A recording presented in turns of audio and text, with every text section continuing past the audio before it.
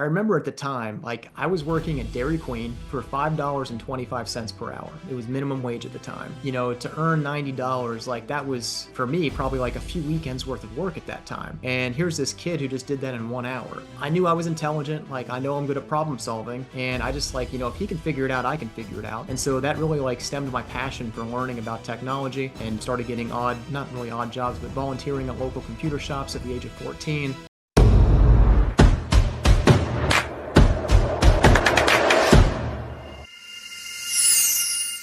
Hey guys, and welcome to the Grow IT podcast. One of your hosts here, Trey King. And today we are very excited to have our guest, Mr. Brian from CWIT Support. And we'll be diving into his story and what it is his company does, and then a little bit regarding the insights into technology industry. So make sure to stick around for this one. But without further ado, Brian, welcome. Thanks, Trey. Glad to be here. Brian, if we can kick things off, if you could kindly just introduce yourself and tell a quick snippet of your story. Yeah, absolutely. As mentioned, my name is Brian Satz. I'm the owner and founder of CWIT Support. We're a managed IT services provider based out of Wilmington, North Carolina. We also have an office in Jacksonville, North Carolina. Work with many different industries, but a lot of our focus is in the municipal space across North Carolina. So working with a lot of towns, counties, cities, and municipal leaders, fire departments, police departments, and just really making sure that our communities are safe and secure from cyber attacks. It's been Excellent. in business for quite some time. Really started everything out of my garage back in 2006. I think all great businesses started in the garage, if I'm not mistaken. Yeah, like a Uh, like a job story as well. That's right. But yeah, I started off doing a lot of residential computer repair work and actually built a company called Computer Warriors and built that up to be quite a sizable organization doing both residential support and then started bringing in the business support, cybersecurity services, more proactive maintenance and security. Got to the point that we really had two different business models underneath, one brand and one name. And it got a little confusing for our customers, got confusing for our team, just trying to manage all those different aspects. So in 2016, we split the company out to create a separate organization called Computer Warriors IT Support, where we did all B2B, and then Computer Warriors stayed residential. And then several years later, for just clarity and SEO purposes, we rebranded to CW IT Support for the business side, and then maintained Computer Warriors for residential. But then, as we continued to grow, we started getting a lot of clients, both big and small, out of CWIT Support. Struggled to deliver great service to our smaller clients as we kept our focus on maybe larger businesses. And so we started shedding a lot of our smaller clients. And typically, organizations with less than 10 employees are really not a good fit for CWIT Support. But we built an entire MSP within Computer Warriors for those smaller businesses to find a home with better pricing, slightly reduced services, but at least at a price point that they can afford. Tell me, Brian, how did you get into this business sector? What was it initially that sparked your interest? That you're so passionate about. Oh, I wish that I could say it was some like great hobby or Like, some great passion for technology. But I'm yeah, going to tell you what, this I remember this clearly. So I was a freshman in high school, and we had a home computer. It was a Dell computer, and somehow it had crashed, and I don't remember what the issue was, but it just wasn't turning on or functioning properly. Maybe couldn't boot to Windows. yeah. And so my mom was a guidance counselor at my high school, and she knew a student that this was this computer whiz, and he was a senior, and she called him over to come work on it. And so he came to the house, and he performed the repairs, and I'm like watching him like a hawk. I'm just kind of curious, like, what is this guy doing? And within about an hour, he had solved the issue. And, he came and he talked to my mom and said, well, your computer's all fixed, problems are solved. That'll be $90. And I remember at the time, like I was working at Dairy Queen for $5.25 per hour. It was minimum wage at the time. Yeah. And, to earn $90, like that was for me probably like a few weekends worth of work at that time. And here's this kid who just did that in 1 hour. So I knew I was intelligent. Like I know I'm good at problem solving. And I just like, if he can figure it out, I can figure it out. And so that really like stemmed my passion for learning about technology, and started getting not really odd jobs, but volunteering at local computer shops at the age of 14. Got my first IT job at 16 and just went, full tilt towards that, and even got my CCNA while I was still in high school. My word, that's quite a colorful story you got there. That sounds so good, man. Tell me, based on your expertise, Mhm. what are the current market trends that you would say, that you're currently aware of? What ways are the wind blowing these days? Well, of course, there's AI. That's a really big deal right That's now the within buzzword, right? Microsoft. Yeah, between Microsoft Copilot, ChatGPT, and all the other platforms that are out there, it seems like they're spinning up all over the place. And I think businesses need to find some ways to at least utilize that to augment their staff in some capacity to, deal with certain automations and at least make things easier. So I think that's definitely a big trend that we're going to see just more and more of over time. I don't think it's going to replace a whole lot of jobs, though. I think it's just going to make us a little bit more productive. It seems like the overall trend is everyone seems to be getting busier and busier as the world progresses. So I don't think the jobs are going to be affected that much. I just think how we do our jobs will. Um, Good point. and of Good course, point. cybersecurity. Yeah, That's, something that we are very much focused on at CWIT Support. I think that we're seeing much more regulation happening with, compliances that are coming down, CMMC compliance, FTC safeguards, just lots of things that, businesses are having to deal with and face today, and needing a guide to help them through that process. And I think that oftentimes we're not seeing as much. Well, I'm starting to see more and more focus from smaller business placed on cybersecurity, whereas maybe a couple of years ago it was just a challenging conversation to even talk about it. Many people felt like, hey, like this, we could never be attacked, or we're too small to have any security issues. I think now we're seeing, maybe even with the enhancement of AI and a lot of automation, more and more businesses are getting hacked each and every day. And so I think most business owners at this point are acutely aware of the need to have greater cybersecurity for their companies. and having said that, what would you say is the current market sentiment like?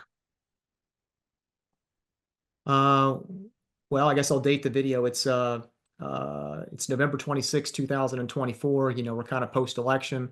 I Yeah, definitely felt like it was a bit of a slower year to start with people kind of waiting to see what was happening. But we've had a flood of requests and requests for business here in the last, I don't know, 3 to 6 months, I guess. Things have really been picking up for us. excellent. But I do feel like there's a lot more willingness for businesses to invest in services like what we provide and within cybersecurity now compared to early in the year and even into last year. And we've also got Windows 10 end of life coming up October. I don't know if it's October 25th of 2025, but sometime in October Yeah. next year. And so there's a lot of spending that'll need to happen on infrastructure, which I think Mm. we still have more than 50% of the marketplace using Windows 10 right now. Geez, that's quite a lot still. Tell me if you don't mind, just for the listeners to explain what it is, what your company does. Yeah, so at CWIT Support, we are basically outsourced IT for businesses that either don't have IT, or we're supplemental IT for those that do. So say that you're a company that doesn't have IT staff in-house, then what Yeah, we do is we become that IT department, handle things from cybersecurity, preventative maintenance, inventory management, strategy and recommendations for managing equipment, when to purchase, when to buy, when to retire, how to get the best life out of it and performance. Because at the end of the day, a business's greatest expense typically is payroll. And yeah. every one of these payroll people typically use technology to do their job. And so our job is to keep these computer systems and networks functional, productive, online, safe, secure, so that there's not any major downtime within the business, so that business doesn't grind to a halt.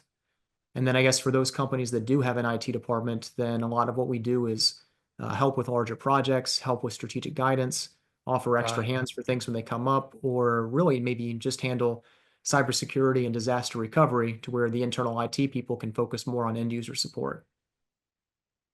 You've actually mentioned now a couple of value points already, but just from your side, what would you label as the most significant value that your business currently brings to other businesses. I don't know if there's maybe like a case study or maybe something you would just like to mention on that. Yeah, so I mean, it's tough because there's a lot of IT companies out there. And I think we're all saying the same things. We're all saying that we're responsive. We're all saying that we're going to answer the phone. We're all saying that we'll get out there and take care of your issues quickly. We're all saying that we're going to keep you safe. We're all saying that we're going to keep you secure. So it's like, who do you know is actually the best, or who can you trust and, to get these things done? I will say though that we put a lot of this stuff to the test when we work with our prospects, and we run a lot of security evaluations on the front end to basically test existing IT companies for what they're doing on cybersecurity. And what we have found out is that about 95% of the time, the assessments that we run, they go through successfully. We complete the assessments, we complete the scans. It's not Yeah. blocked by IT, and we're basically ethically hacking, or stealing information ethically to create a presentation and a case study to show, hey, these are the things that are truly at risk, and if a bad actor got into your network, this is what they could do. And the crazy thing is that 95% of the time we get through, and the current IT company has no idea that we were even there. Sure. And so we have solutions in place that prevent these types of things from ever happening. And Yeah. we focus on these things from a cybersecurity standpoint much more than most of our competitors. So I'd say that's one value add that we have. Um, the other is that we really have a strong focus on account management and really strategically guiding our clients from, the technology aspect, and, what to invest in and when to invest and how to manage, all their equipment. I think that, I'm in a lot of different industry peer groups and have others that are similar sized companies that we work with. And it seems like there's just a struggle to have account managers that are consistent, that follow a process, that actually have, technology alignment meetings with their clients. I mean, it's one of our KPIs and metrics. I mean, we have about 50 of these meetings each quarter with our account management team, with our clients. And we just have consistent, regular meetings to build a plan and then work the plan and keep our clients informed of that and make progress towards bettering IT systems. Excellent. Those are some very good value points there. The I'm thinking now, Brian, if I would like your take on this, maybe just a bit more from a holistic point of view, from a business point of view. Mhm. You've been at it obviously this for quite some time. In your opinion, what type of mindset would you say is needed to be a successful founder of a company? No, I would say grit, determination, persistence, those types of characteristics or mindsets, like the never giving up mindset, I'd say is really critical. I've heard it many times that it takes 10,000 hours to become an expert in anything. And so I think having enough grit and determination to make it through um, those 10,000 hours, or I mean, I think that comes to about maybe 10 years of deliberate practice in any kind of a trade. So many businesses fail before ever making it to, $1 million in revenue or even beyond that. Yeah. And so I'd say one of the things that's helped me out is anytime things have gotten tough, which at any given day, things are tough. I mean, there's always challenges. And if any business owner tells you otherwise, they're probably lying to you. But, there's a challenge always at any given time. And so it's having the resiliency to deal with that, to seek guidance and seek help from other experts too. I think that's key. Having the humility to realize that, you might not be able to figure it out all out on your own. As a great team around you is really important. Advisors, leaders, coaches, those types of things I think are very important in addition to just never giving up. If you had to give some advice for let's say younger entrepreneurs wanting to enter this type of industry, is there maybe one or two things that you don't mind sharing of what you've learned, during the course of your career up until now? Hmm. Well, it's definitely not for the faint of heart. There's a lot of risk. I think that I don't even think I realized it at first. I didn't realize the amount of risk that I was assuming in getting into this field. But I Yeah. mean, think about it. As a business owner, as an IT, I mean, as an MSP business owner, at any given time, my company is fully responsible for X number of clients, backups, security, Microsoft environments, and there's just so much to manage and monitor. And Mm. we are basically assuming much of that risk. Whether our contracts say we're assuming it or not, the clients at least believe we are. And we're here to provide a service and to keep people safe first and foremost. And I would say just understanding that, just about everything in your personal life can be put on the line to start a company like this and to make sure that you've got the kind of cojones to deal with that. Because Yeah. I think at any time something can go sideways and it could be a game over event for, having a company like this. So I do think that having the right protections in place and having the right advice for these things and truly investing in the right tools and technology early on to like not to go cheap with the thing that you can afford, but to invest in the thing that the client needs. Yeah. That can be really tough at the beginning when there's not a lot of cash. Mm. So if I were to do this all over, I would have wanted to have had investors of some kind and had some seed money to deal with it because we bootstrapped everything from the beginning. And a lot of hard lessons were learned along the way. And then iteration, evolving, and getting better over time.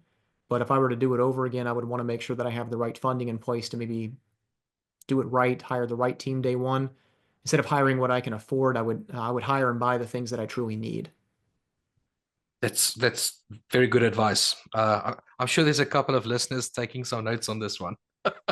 Tell me, Brian, where can the listeners get hold of you guys? Yeah, so best thing is to go to our website. That's cwitsupport.com. And from there, you can, book appointments, request a free assessment, assuming we have enough available for the month. We have a limited number that we can run, but we do have a page there. You can request free reports from our website on, what to expect to pay for IT services. Lots of great resources on our webpage, including a pretty detailed blog that we have posts on each and every day. Excellent. Brian, thank you so much for hopping on today. Thank you for your valuable contribution. I think well, I know myself, we've learned a couple of things here. So hope to have you on soon, and thanks for joining. Appreciate it. All right. Thanks, Trey. Take care.